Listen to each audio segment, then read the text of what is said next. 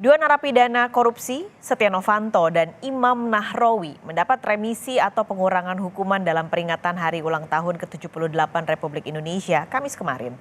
Keduanya mendapatkan remisi selama 3 bulan. Bertepatan dengan HUT ke-78 Republik Indonesia, 237 napi korupsi yang mendekam di Lapas Sukamiskin, Bandung, Jawa Barat, menerima remisi umum.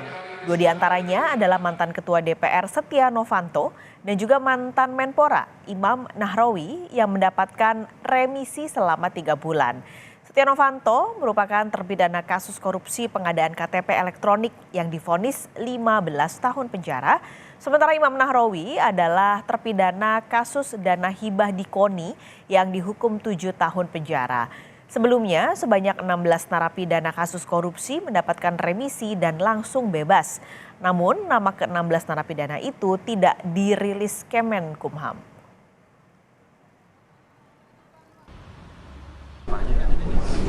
Kalau yang pastinya semua kasus ketika memenuhi persyaratan akan mendapatkan remisi.